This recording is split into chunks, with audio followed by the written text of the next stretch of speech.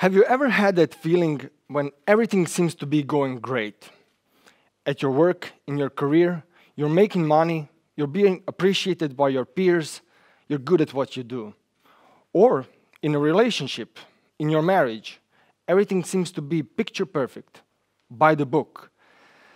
But there's something inside you, there's a gut feeling that something is wrong, that something is morally wrong. And then there's a dilemma. Do you stay put, do nothing, and accept the consequence of that? Or do you make the change, accept the unpredictable, and take a step forward? That's exactly the dilemma my brother had 7 years ago. And in the next 15 or so minutes, I'm going to unfold the story of what happened and why it happened and how it changed our lives for the better. So, almost 15 years ago, I finished college. I studied economy. My brother soon finished his college. He studied industrial design. And we were really keen to continue the family trade. Our father had a small, cool shoe factory and his own brand, and he was doing really, really well and was recognized in the region. We immediately started working with our dad.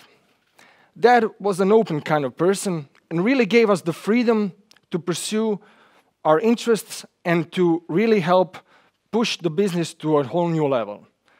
My brother immediately started developing products, which means traveling around the world, visiting trade fairs and visiting suppliers, tanneries, outsole manufacturers.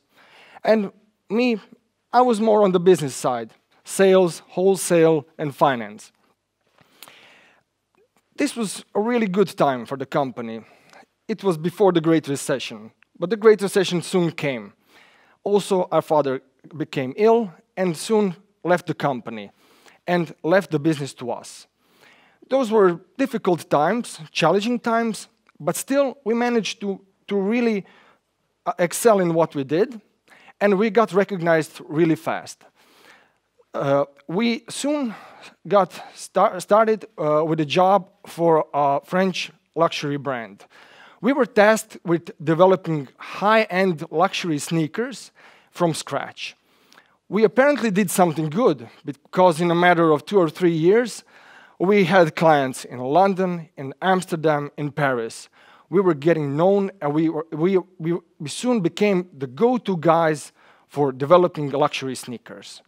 Our products were making runway shows in Tokyo and in New York. Everything seems to be going really, really well. And then, one day, I enter my brother's office. I see that he's distraught.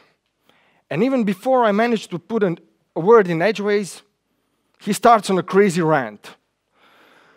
We're making garbage. We're making garbage. I cannot do this anymore. We gotta change. We're making garbage. Little to say, I was totally shocked. I had no idea what he's doing. Mind you, we were doing really, really high-end stuff, bespoke stuff. But now I know. This is a sneaker. Like many, many others. You're probably wearing a pair right now. Have you ever wondered what is it made of? It's made of 2 things, basically. Either plastics or natural leather. What's wrong with that? Plastics and all various leather derivatives that make up a shoe, such as sponges and rubber outsoles, these are all plastics, basically. And now we know, and nobody knew back then, that they degrade into microplastics, which have a detrimental effect on the oceans and on the soil that we use for growing crops.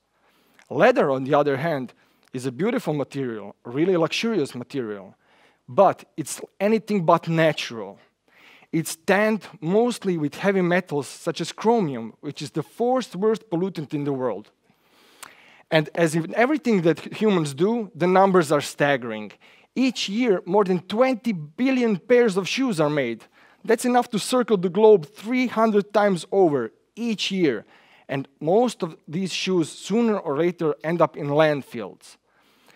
Shoes are a product which cannot be disassembled, recycled or reused after its end of life. And this puts a terrible burden on our ecosystems.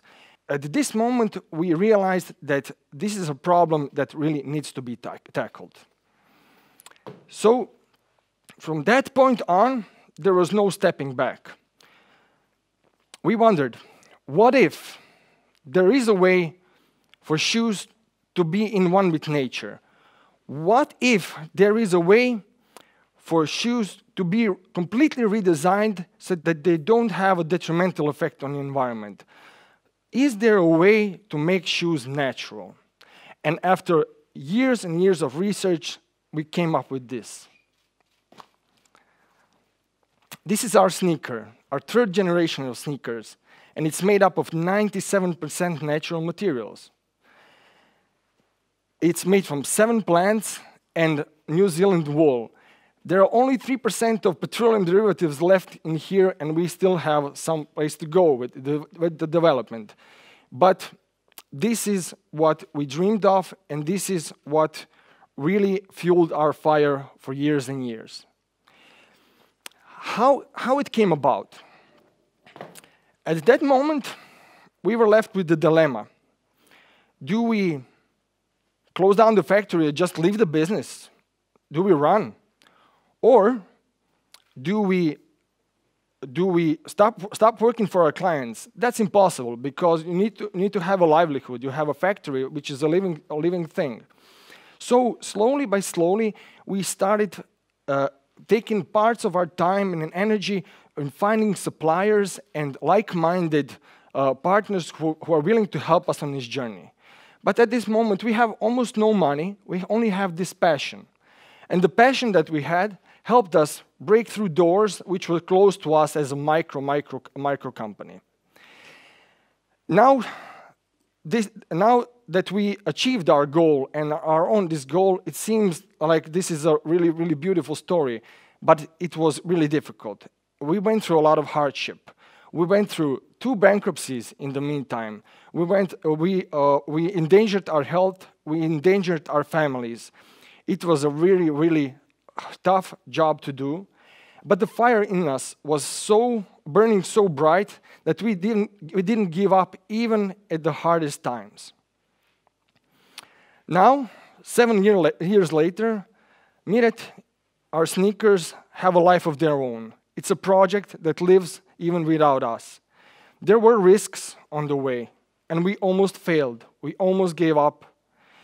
But the greatest takeaway here, the biggest message that I want to convey here, is that when you have this passion, when you have this burning desire, when you feel that the way you're doing things is wrong, you should put in energy and trust and take a step forward and pursue your dream. Thank you.